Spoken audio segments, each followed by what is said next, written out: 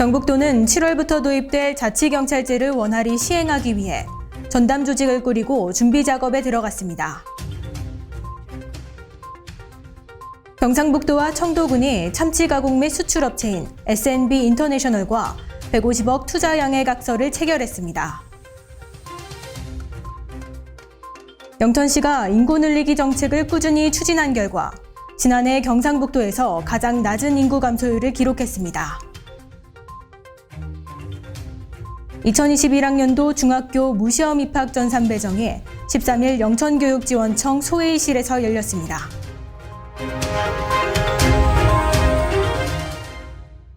시청자 여러분 안녕하십니까? 오늘의 경북 소식입니다.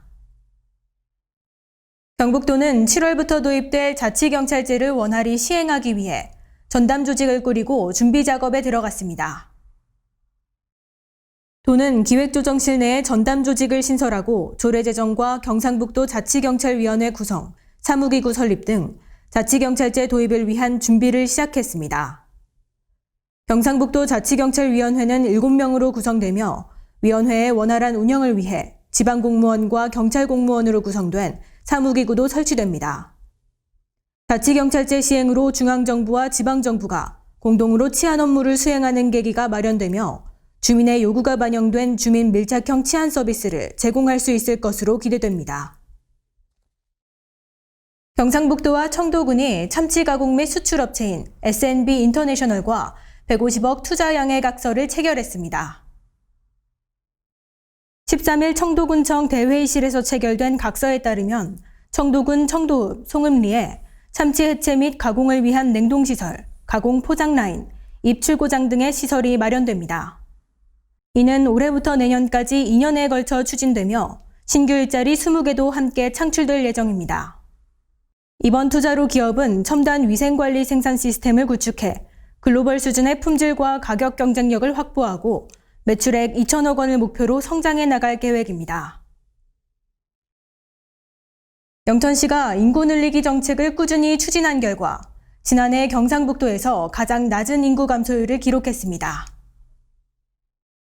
영천시의 지난해 연말 주민등록 인구는 2019년 연말 대비 455명 줄어든 10만 2015명으로 인구가 증가한 예천군과 경산시를 제외하곤 도내에서 가장 낮은 인구 감소율을 보였습니다.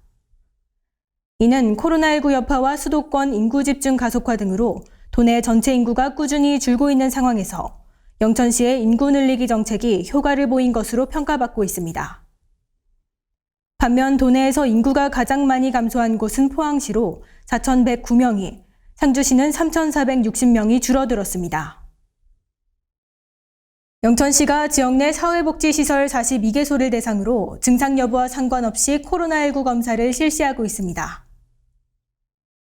시는 7일부터 양로 및 노인시설, 주간보호센터 등 사회복지시설의 종사자와 이용자 1,130명을 대상으로 코로나19 검사를 진행하고 있습니다. 경로를 알 수 없는 무증상 감염 사례가 속출하고 사회복지시설의 소규모 집단 감염 사례가 이어져 영천시가 선제적 대응에 나선 겁니다. 코로나19 확산세가 완화될 때까지 각 시설은 간호인력을 활용해 일주일에 한 번 선제검사를 실시하고 간호인력이 없는 시설의 경우 영천시 보건소 이동검체팀에서 방문검사를 진행합니다. 2021학년도 중학교 무시험 입학 전산 배정이 13일 영천교육지원청 소회의실에서 열렸습니다. 이날 시내중학교 무시험 추첨을 진행하기 위해 참관위원 5명을 위촉하고 관계자 등이 참석한 가운데 코로나19 방역수칙을 준수하며 공정한 추첨이 이뤄졌습니다. 올해 중학교 입학 지원자는 남학생 330명, 여학생 256명으로 총 586명이며 59명이 선배정됐습니다. 배정 결과는 14일 오전 10시에 초중 교감회의를 거쳐 각 학교로 전달됐습니다. 고령군은 민족 최대의 명절 설을 맞아 116억 원 융자 규모의 중소기업 설맞이 운전자금을 지원합니다.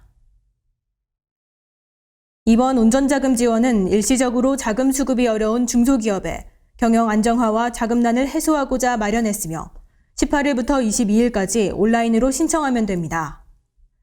지원 대상은 본사 주사무소 또는 사업장 중 하나가 고령군 내에 소재하는 제조업, 건설업, 전기공사업, 정보통신공사업, 소방시설업, 운수업, 무역업 등입니다. 운전자금은 매출 규모에 따라 일반 업체는 3억 원 이내, 여성기업, 장애인업체, 농공단지 입주업체 등 우대업체에는 5억 원까지 융자 금액을 추천합니다. 경북 소식을 마칩니다. 시청해주신 여러분 고맙습니다.